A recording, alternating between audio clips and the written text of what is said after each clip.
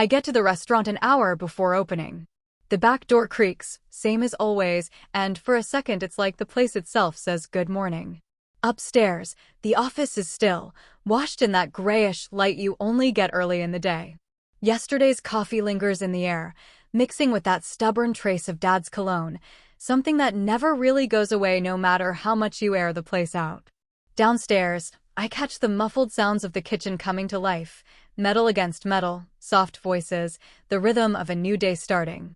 I drop my laptop bag onto the battered, old leather chair, switch on the desk lamp. Its yellow light cuts across piles of folders, a mess of notes and receipts, all sorted in Mom's careful but totally outdated system. I've been digging through this stuff for a week, getting ready to drag the restaurant into the digital age. My parents have resisted every step, but I'm determined. I boot up the new accounting software. The laptop screen glows in the dim room, numbers finally snapping into place, making sense of the mess we've clung to for way too long. 8 years of community college night classes led up to this, my last act before heading to Seattle. Suddenly, the door bangs open. Vivian walks in, eyebrows up, her blonde hair in that messy but perfect bun I know took her half an hour. She's got her manager outfit on, black pants, white blouse, a hint of gold jewelry, always polished. "Didn't expect you to beat me here," she says, sounding honestly surprised. "Mom said you'd be helping, but I didn't think you'd be so eager." I keep my eyes on the screen, not rising to the bait. Just trying to help out before I leave for Seattle. I know how much this place means to the family. Vivian tosses her designer purse on the desk and pours herself a mug of the coffee I made. "Right. Seattle." She sips, watching me over the rim. "Still can't believe you're leaving us." She says it like I'm running away from something sacred, not heading off to grad school. "The world doesn't stop at these doors," I mutter, clicking through the accounts payable. I pause, frown, scroll back. Something's off. My stomach twists. $35,000. The numbers don't lie, a $35,000 gap, scattered over months, too regular for a mistake, too sneaky for an accident. "Vivian." I keep my voice even. "There's a $35,000 problem in the books." She sets her mug down and steps behind me to look at the screen. Her hand tightens on my chair. "Probably just a small oversight," she says, waving it off. "Don't worry." But I see the way her smile freezes, the way her posture goes stiff. For a moment, we both just stare at the screen, and I catch her reflection in the window, eyes a little too wide, smile too thin. Last week's dinner flashes back. The day my acceptance letter came from UW, Master of Information Systems. I'd waited until dinner, heart racing, to explain the scholarship, the financial aid, how I only needed them to co-sign a $92,000 loan so I could lock in a better rate. We sat at the kitchen table, the one we've used for every birthday and holiday. Dad didn't even look up from his plate. "We need to reinvest in Viviana," he said, waving me away. "You don't contribute to the restaurant's future." Mom jumped in, eager to change the subject. "Viviana, tell us about your patio proposal." Just like that, I was invisible. While they buzzed over Viviana's plans, I sat there doing the math. $145,000 they spent on her private college, her trips, her car, compared to my scholarships and night classes. The memory fades as Vivian leans over, pointing at the screen. "Show me how this works." "Do I have to learn all of it?" I nod, pushing aside the financial mess for now. "I'll walk you through it. It's not bad once you get used to it." For the next hour, I teach her the payment system, step by step. She hovers over my shoulder, firing off questions, all about access and security. "So, who else can get into this?" she asks, tapping her nails on the keys. "Just us for now." I set up an admin account with full access. I jot the password on a sticky note. "Here, you'll need this if I'm not around." She grabs the note, looks it over, and slips it into her pocket. I catch the quick flicker in her face as I walk her through the vendor payment section. She still doesn't get it, no matter how many times I break it down. "You make it look so easy." She says it like a compliment, but there's a bite underneath. My phone buzzes. Aunt Miriam's name flashes on the screen. I hesitate, then push back my chair. "I need to take this." "It's Aunt Miriam." Vivian rolls her eyes. "Dad's rebel sister checking in on her favorite niece?" I step out into the hallway, close the door behind me. Hey, Aunt Miriam. Eliza. Her voice comes through warm. I saw your school application, Eliza. I'm paying your tuition. All of it. My throat tightens. What? How did you? The financial aid office called me as your reference. I asked about your application. She pauses. They mentioned the loan situation. Tears sting my eyes. I can't let you do that. It's $92,000. Some people can't see past their own doorstep, Eliza. Don't let them limit your horizon. This is an investment in you, and I'm making it. End of discussion. We hang up. I stand there in the hallway, wiping my face, caught somewhere between gratitude and determination. I'm finishing this project right. I owe the restaurant that much, even if my own family refuses to see it. Back in the office, Vivian is hunched over my laptop, eyes glued to the financial records. She snaps to another screen as soon as I walk in. I need to grab lunch, I tell her, grabbing my purse. The system's running a data migration. Just leave it open. Only you and I have the password. Of course. Her smile flashes, too fast, too bright. Take your time. At the door, I glance back at her. The air feels weird, almost electric. Vivian sits perfectly still until she thinks I'm gone. Then her fingers hover over the keyboard, tense, ready, like she's waiting for prey. 3 days later, my phone won't stop ringing. The first call comes right after 9 a.m. Wednesday, Martin from the produce supplier, voice tight with frustration. Eliza, we haven't received payment for the last 2 deliveries. Is there a problem? That can't be right. I'm already logging in, heart thumping. The batch payments went out on Monday. Let me check and call you right back. Before I can even hang up, another line blinks. Then another. By 9:30, my desk phone looks like a Christmas tree, every line lit up with vendors demanding answers about missing payments. I log into the payment dashboard. The knot in my stomach gets tighter as I pull up the scheduled transactions. The screen loads and the queue is empty. Yesterday, there was a neat column of payments. Now, nothing. $90,000 worth of transactions gone. This can't be happening, I whisper, clicking through menus, desperate. I double-checked every payment myself. I dig into the audit log, scrolling fast. My breath catches. There it is, a deletion entry, timestamped 1:23 p.m. Tuesday. During lunch. When my laptop was just sitting there. User, Eliza Thorne. Admin. My account. My login. My responsibility. The office door flies open. Vivian bursts in, phone pressed to her chest, face twisted in panic. Mom and Dad are on their way, she says, voice shaking. The vendors are threatening to cut us off. What did you do? I didn't do anything. My hands are flying across the keyboard, searching for backups, proof, anything. Someone deleted the payment queue yesterday while I was at lunch. Vivian's already dialing. Mom? Dad? You need to get here now. It's worse than we thought. 20 minutes later, the office feels claustrophobic. My father paces behind me, face dark red above his white collar. My mother stands with arms crossed, eyes cold, watching me fight with the system. Vivian hovers near them, hands clasped like she's praying. The vendors haven't been paid, she says, voice pitched high. They're threatening to cut us off. My father stops. What exactly happened here? Before I can answer, Vivian points at me. It was her. Only she has access to the new payment system. She's the one responsible. That's not true, I shoot back, turning from the computer. I showed you how to use it. I gave you the password. My mother lets out a sharp, dismissive sound. Eliza, stop. We can all see the evidence on the screen. Your account deleted the payments. I was at lunch when this happened. Someone else used my account. My father slams his hand on the desk. I jump. Don't feed us that nonsense. You're a saboteur. The word slams into me.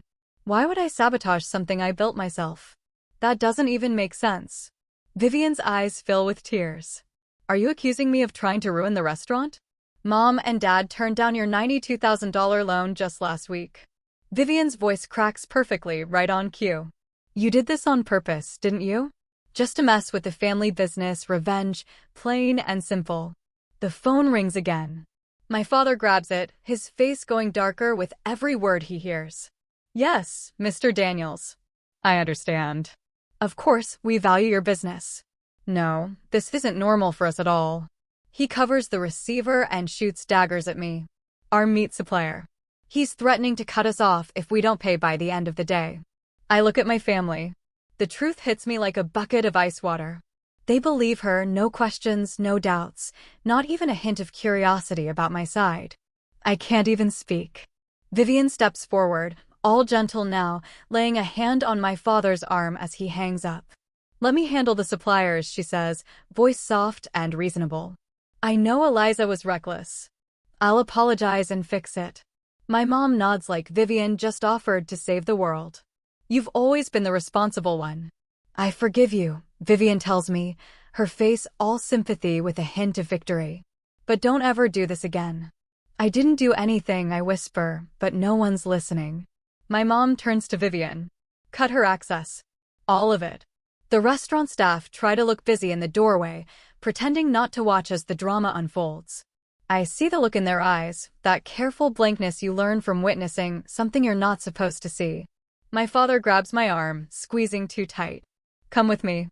He marches me through the restaurant, past staring customers and staff who suddenly find the floor fascinating.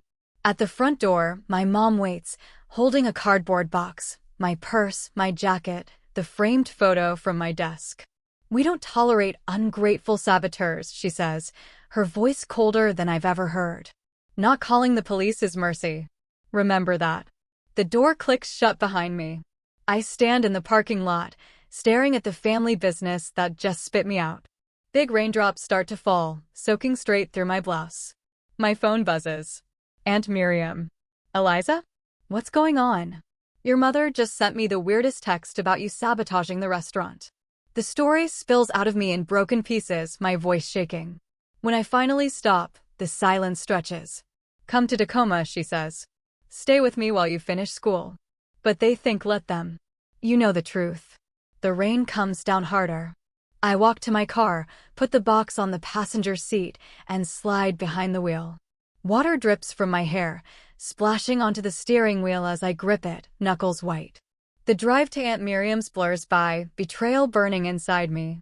I realize they shut me up before I even had a chance to defend myself. There's only one way to go now, forward, away from the family that chose Vivian's lies over my truth. 8 years can change everything. For me, they did. The University of Washington campus was huge that first autumn, red brick buildings, tall pines, all of it thrilling and terrifying.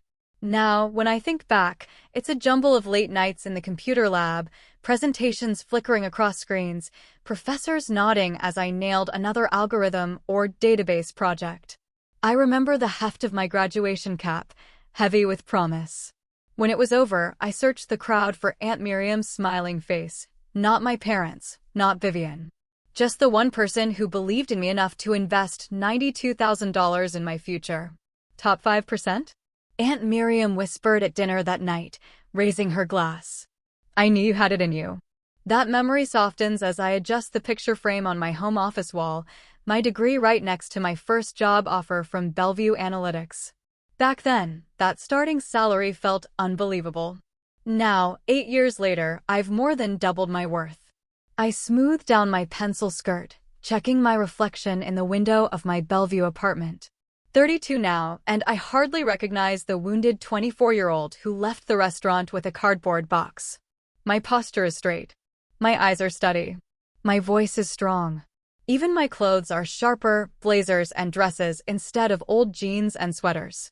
Her employment contract renewal glowed on the laptop, numbers front and center. $168,000 a year. No thrill, just a quiet sense of satisfaction. Proof really undeniable, especially to the people who tossed her aside. Rain drummed the windows of her high-rise, the Seattle skyline a soft, washed-out blur. Sunday nights belonged to her, time to plan, check off project lists, get a jump on the week, while everyone else clung to the last scraps of their weekend. Then the doorbell cut through her routine. Eliza glanced at her watch and frowned. Nobody was supposed to show up. Security always called before letting someone through. She moved to the intercom. Yes. Silence. Another ring, louder this time. She peered through the peephole and jerked back, heart pounding. Vivian. 8 years older, but no mistaking her, not even soaked and ruined-looking, mascara smeared, rain flattening her hair. The golden child, cracked and faded. Eliza's hand hovered on the knob. Every nerve screamed to leave it closed. She could pretend she wasn't home, call security, anything. Instead, she opened the door. Vivian brushed past her, dripping water onto the hardwood, not bothering to ask. The difference between them slapped Eliza in the face. She stood there in neat business clothes. Vivian looked like she'd crawled out of a storm drain, jeans frayed, raincoat battered. "Eliza, you have to help." Vivian's voice rasped, but even now she sounded sure she'd get her way. "You're the only one left." Eliza shut the door slowly, buying herself a second to breathe. Here stood her sister, the one who'd set her up, stolen her place, and left her to rot, tracking mud across her floor. "How did you find me?" Eliza's voice came out steady, almost bored. Vivian waved the question off. "The restaurant's drowning, $680,000 in debt. The bank's about to foreclose. And that's my problem?" Eliza crossed her arms. Vivian started pacing, glancing around at the apartment with open envy. "Look, that's ancient history." She flicked her hand, brushing off 8 years like a speck of lint. "We all screw up." "Screw up." The words burned. "You framed me. You destroyed evidence that would have cleared my name." "Water under the bridge," Vivian said, dropping onto the white couch, shoes still wet. "This is about family. You owe us. Mom and Dad raised you." Eliza stared, really seeing her sister for the first time. The arrogance was just a mask for panic. This wasn't about making peace. It was a last-ditch bailout. "You've got a good job," Vivian pressed, eyeing the furniture, the view. "6 figures, right? You could help restructure the debt. You owe us that much." Eliza shook her head, voice barely above a whisper. "I owe you nothing." "They'll lose everything," Vivian pleaded. "The restaurant, the house, everything." Vivian leaned in, layering on the old, practiced sincerity. "You have to save the restaurant." For a split second, Eliza saw herself agreeing. Signing checks, smoothing things over, being the reliable daughter, the forgiving sister. The one who always got burned. That feeling vanished. "Get out of my house." Her voice was calm. "Final." Vivian stared, stunned. "What?" "Get out," Eliza repeated, and pulled the door wide. "You're not serious." Vivian's shock twisted into outrage. "After everything they did for you?" Eliza laughed, a sharp, bitter sound. "That would be nothing." She pointed toward the hallway. "Go. This isn't over." Vivian grabbed her purse, knuckles white. "Family is family. You can't just walk away." "I didn't walk away," Eliza said, holding the door open, unmoved. "You threw me out. There's a difference. Don't come back." She shut the door with a click that felt like victory. Leaning against it, Eliza listened to Vivian's footsteps fade down the hall. Only then did she feel her hands start to shake. She pulled out her phone, scrolled to Aunt Miriam, and dialed. "They found me," she said when her aunt picked up. "All of them." Miriam sounded wide awake, worried. "Just Vivian. For now." Eliza moved to the window, looking down at the street far below. The restaurant's in deep trouble. She came for money. "What did you tell her?" "To go." Eliza leaned her forehead against the cool window. "They're drowning, Aunt Miriam, and they want to drag someone else down with them." "Good girl," her aunt said quietly. "You've built a life they can't touch." "I think they'll push harder," Eliza said, letting the thought out. Vivian wouldn't just walk away. "Then get ready," Aunt Miriam replied. "Draw your lines. Protect what's yours. You don't owe them anything."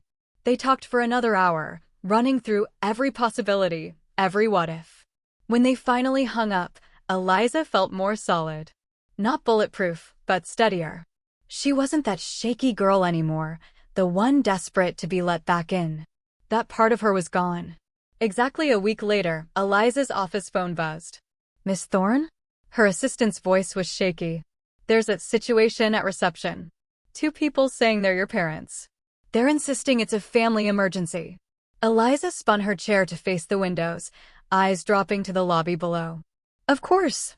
There they were, her dad waving his arms at the security guard blocking the elevators, her mom clutching her purse, lips moving too fast. Eliza didn't even have to hear her to know it was another round of pleading and guilt. "Tell them I'm in a meeting and can't be disturbed," Eliza said, keeping her voice steady. "And Jamie, thanks for the heads up." She watched from above, not moving as her dad's face grew redder by the minute. Her mom looked frantic, desperate. The security guard didn't budge. She'd pictured this moment for years. Maybe she'd imagined apologies, or at least some honesty. But this, showing up at her job, making a scene, showed her exactly what they wanted. They weren't here to patch things up. They wanted saving. Eliza reached for her phone again, eyes still fixed on the drama below. She'd give it a minute before acting. This time, she was in charge. That Wednesday, I watched them through the glass walls of my office, arguing with Jessica at reception. My dad's face turned purple as he jabbed the air, my mom gripping her purse so tight her knuckles went white. Jessica's smile faded. She reached for the phone, but before she could call, they pushed right past her. The door slammed against the wall. Heads snapped up all around me, every coworker suddenly alert to the scene unfolding. "Eliza." My dad said my name like I'd done something wrong. "We need to talk." I didn't get up. "You could have called. Would you have answered?" My mom stepped in, eyes darting around my office, the view, the diploma, everything she'd never seen. "No," I said, calm as I could. "I wouldn't have answered." "You make good money," my dad said, jabbing a finger at the shelf behind me. "Save the family restaurant." My mom chimed in, her voice low, like she was being reasonable. "Time to atone for the $90,000 in damage you caused." That old accusation still stung, even now. I folded my hands, making myself stay still. "Is that it? You think I owe you? Pay this $680,000 debt, and we'll forgive you," my dad said, as if he was offering a favor. He waited, chin up, like I was supposed to say thank you. Through the glass, I caught Mark's eye, my team lead. He looked worried. Vanessa, the new analyst, pretended to work, but I could see her listening. "Let me get this straight," I said, keeping my voice even. "You're asking me to take on $680,000 debt for the people who threw me out over a lie?" My dad shifted, a flicker of doubt in his eyes. "The bank takes the restaurant next Friday," he said. "We'll lose everything." My mom's voice cracked, her calm mask slipping. "We'll be out on the street." "You don't get it." My dad slammed his hand on my desk, pens flying. "We put everything into that place. The house is on the line. You're our only hope." My mom's mascara started to smear. "Don't let us fall apart." Their desperation filled the room. 8 years ago, I would have given in. I would have done anything for them. But not now. I pressed the intercom. "Jessica, please call security to my office." My mom's face crumpled. "Eliza, please. These 2 people are harassing me," I told the intercom, my voice steady, even though my hands shook. "They're not my guests. Please escort them out." My father's face goes pale, then red with anger. "After everything we did for you," he starts, but I cut him off. "That would be nothing." The words come out sharp, the same ones I threw at Vivian just a week ago. 2 security guards show up at my door, fast. My parents turn, suddenly older, smaller. My mother's voice breaks as the guards close in. "You'll regret this," she says. "When we're homeless, you'll remember this moment." I don't say a word while they lead my parents away. My mother's voice echoes down the hallway, fragile and desperate. My father walks stiff, holding on to pride like it's the only thing left. Once they're gone, I just sit there, staring at my computer. I can't see anything on the screen. My coworkers pretend I don't exist. I take a breath steady, then another. When I'm sure I won't crack, I stand up and face my team. "Sorry about the scene. Family emergency." The words stick in my throat, sour and ugly. Mark nods. He gets it. I close my office door, drop the blinds, and let myself feel it. 30 seconds for grief, for a family that never really felt like mine to begin with. That night, I'm at my dining table, laptop open, glass of wine untouched. It's almost midnight, but I'm wide awake, adrenaline humming. I dig into the county website, pulling up everything I can about the family restaurant. Tax liens stretching back 3 years. Loan defaults, a second mortgage at some awful rate. I download every document, sort them into folders, family business, then subfolders for each disaster. The routine helps. It's just numbers, not heartbreak. Next, I look up bank foreclosure rules in Washington. Timelines, legal hoops, auction details. I check commercial real estate prices in the restaurant's neighborhood, compare sales, run numbers until the real value finally clicks, about $980,000. Still worth something, even after all their mistakes. It's late, but I call Aunt Miriam anyway. She answers quick, voice sharp. Everything okay, Eliza? I need your opinion. I lay it all out, the facts, the math, the auction set for next Friday. She goes silent for a second. Don't tell me you're thinking what I think you're thinking. They came to my office today, I say.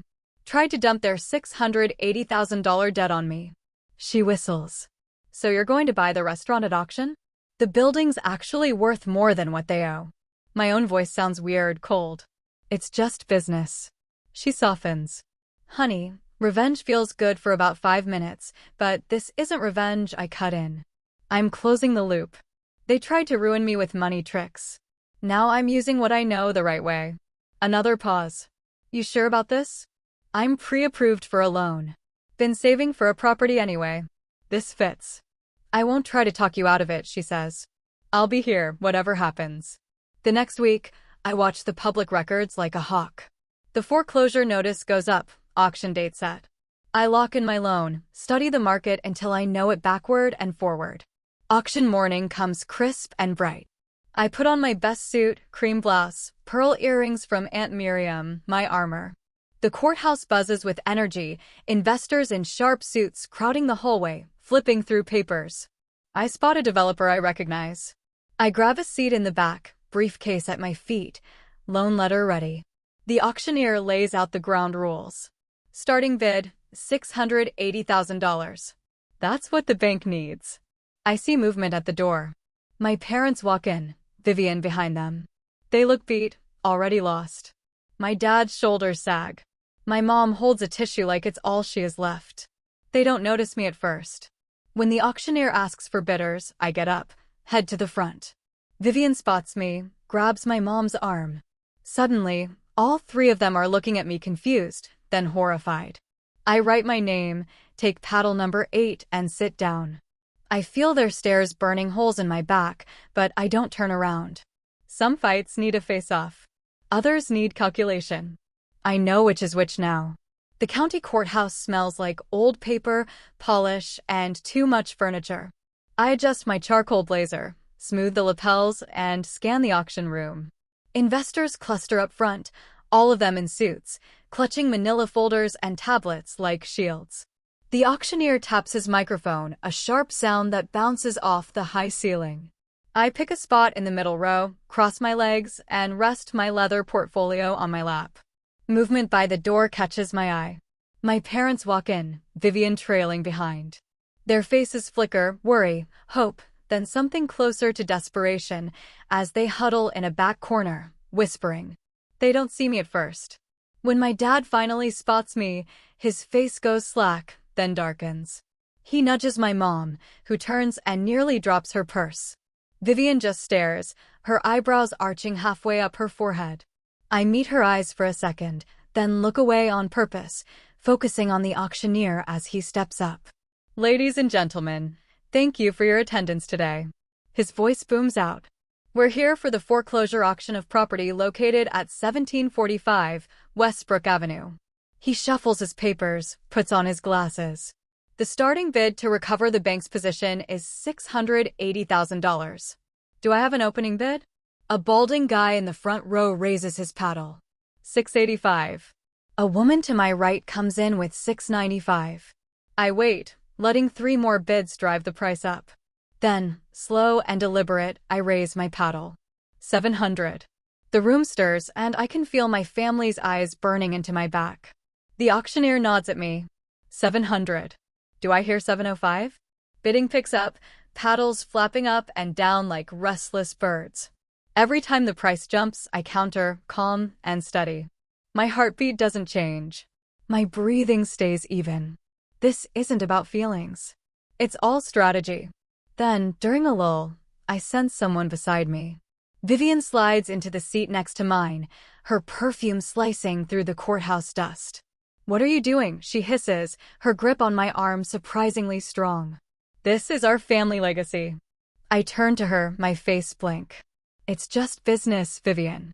Isn't that what you always said?" Her face drains of color. I see her thinking, putting it all together. She lets go of my arm and bolts upright. "You can't do this," she says, loud enough for people to look over. I give her a pleasant smile. "I think I am." She storms back to our parents, waving her arms. My mom covers her mouth. My dad's face turns a dangerous red, his fists clenched tight. I turn away and raise my paddle again as the price hits $760,000. Only two other bidders left now, the balding man up front and a woman in a navy suit. We trade bids fast. $765,000, $770,000, $775,000. I watch them both. The man checks his phone between bids, probably texting his partners. The woman's hand shakes when she lifts her paddle. Neither of them has my resolve. When she says $775,000, I wait a beat. Then I lift my paddle. $790. The auctioneer scans the room. I have $790. Going once. The balding guy shakes his head. Going twice. The woman in the suit lowers her paddle. Sold for $790,000. The gavel cracks. The sound echoes through the room and rattles in my chest. 8 years of waiting, planning, preparing, all for this. I walk to the front where the bank's rep waits with a stack of paperwork. I sign, not even glancing up at my family. My signature flows steady. "Congratulations, Miss Thorne," the bank rep says, handing over a receipt. "We'll transfer the deed once funds clear, 3 to 5 business days." "Thank you." I collect the papers, tucking them into my portfolio. When I finally turn, my family stands by the exit. My mom's eyes are red. My dad looks carved from stone. Vivian glares, caught somewhere between disbelief and rage. I walk right past them, not saying a word, but I feel every ounce of their disappointment pressing down on me. The hallway stretches ahead. Sunlight streams through tall windows at the far end. With each step, that weight eases. Outside, rain taps the courthouse steps. I stand under the overhang and pull in a long breath of clean, wet air. My phone buzzes in my pocket. "How did it go?" Aunt Miriam asks as soon as I pick up. "Exactly as planned," I say. $790,000. She pauses. "And how do you feel?" I have to think about that.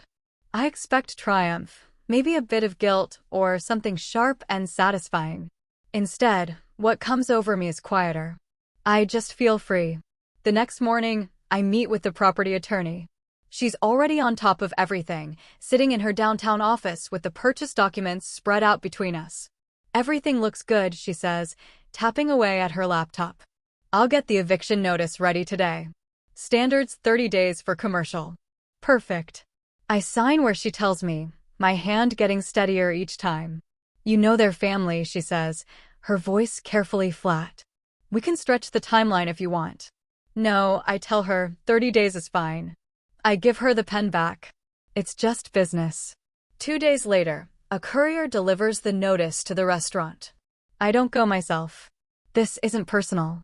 At least, that's what I tell myself. Still, I picture Vivian's face when she opens the envelope, how her expression probably falls as she reads they have 30 days to leave. I imagine my parents reading over her shoulder, all 3 of them realizing this isn't a mistake and there's nothing they can do. By the end of the week, I'm meeting with contractors to talk about renovations. The building's solid, but years of putting things off show. The inside needs a complete gut job if I want to get the best price. Prime location, the first real estate agent says as we walk through after hours. My family's nowhere around. They haven't come back since the notice. Commercial spots are selling fast here. With the right upgrades, we could list at $980,000, maybe more. I jot it down in my notes. How long will it take? 3 or 4 months for renovations, then maybe a month or two to sell. Could be quicker if the right buyer comes along. The next week, a team from a regional restaurant chain comes by. They move through the place like they've done this 100 times, checking the corner lot, the big windows, the kitchen space. We've been wanting to expand here, their director says. What's your price? $980,000, I say, no hesitation, after renovations. He nods, notes something on his tablet. We'll need to see your plans, but yeah, we're interested. After they leave, I stand alone in the old dining room for a minute. Chairs are flipped on tables. The walls, stripped of family photos, show pale rectangles where the sun never touched. For a second, I remember birthdays in this room, holidays, those random Tuesday nights when we were all together and life felt ordinary. But business is business. I set the alarm and pull the door shut behind me. 6 months later, I sign the closing papers with a steady hand. The notary stamps each one, barely looking up. The final statement sits in front of me, $980,000, clear as day. My attorney pushes a calculator across the table. Want to check the math? I say, even though I've run the numbers 100 times. $980,000 minus $790,000, $190, 000 profit. He nods, his silver hair catching the light. The bank gets their $680,000, and the leftover $130,000 goes back to the original owners. That's just how auction deals work. I can't help it, a small smile creeps in. Feels like justice in its way. 6 weeks later, word gets to me through the grapevine. A former coworker brings it up over coffee. Heard about your parents? He says, swirling his espresso. They gave your sister the whole $130,000 for a fresh start. I take a slow sip. Did they? Yeah, she dumped it all into some high-risk crypto thing. The whole thing crashed last week.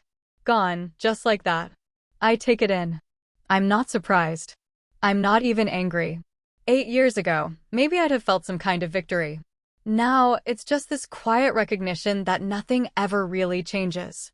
In my new home office, morning light pours in through floor-to-ceiling windows. 3 monitors glow with work stuff, but the center one shows a travel site, black sand beaches under the northern lights. I click to confirm flights to Iceland. My phone rings. Aunt Miriam. All booked? She asks. Just finished. 2 weeks in Iceland, next month. She laughs. Perfect. I need a break after the hospital's chaos. I lean back and look at my diploma on the wall. Sometimes it hits me, while I'm building a career and planning trips overseas, they threw away their second chance, just like they lost the first. The symmetry of it all, it's wild, isn't it? Aunt Miriam says they pinned $90,000 worth of sabotage on you, something you never did. Then you turned around and made $190,000 when their whole operation fell apart. More than twice what they tried to take. And that $130,000 second chance they had? They blew that on their own. I let the numbers hang in the air. A month later, I'm standing on a black sand beach in Iceland. The ground crunches under my boots, volcanic grit everywhere. Waves slam the shore so hard you feel it in your chest. It's just this endless stretch of wild land, uncaring about anyone's little dramas. Aunt Miriam's next to me, hair flying all over the place in the wind. Feels like we're at the world's edge, I say. She nods and pulls her scarf tight. How do you feel now, Eliza? About all of it, she asks. I watch the water pull back, then crash forward again, over and over. Free, I say. Like I can finally breathe without their shadows following me around. Aunt Miriam keeps her eyes on the horizon. Some people never learn, she says. But you did. The waves keep pounding, shifting the beach a little each time. I see myself in that, changed by what I've faced, but not broken. The flight home is quiet. I pull out my journal, the one Aunt Miriam gave me when I started grad school. I start writing. 8 years ago, they kicked me out, blaming me for $90,000 in sabotage I didn't do. Now, 8 years later, I earned $190,000 from watching their empire collapse. They got a $130,000 do-over and tossed it away. The symmetry is almost poetic. Not revenge, just things evening out. We land in Seattle. The sky's clear, Not a cloud anywhere. My phone buzzes, a new project proposal from a big client. Here comes another shot. I wheel my bag through the airport, feeling steadier than I have in years. By baggage claim, I catch a family reunion, older parents hugging their grown kids, grandkids spinning in circles with excitement. Something stirs in me, not regret, exactly, but an ache for what never happened. I watch for a moment, then move on. I don't look back. Ever had to pick between family and your own peace of mind? Sometimes the hardest choices are the ones that really set you free. What about you? What would you have done if you were Eliza? Let's hear it.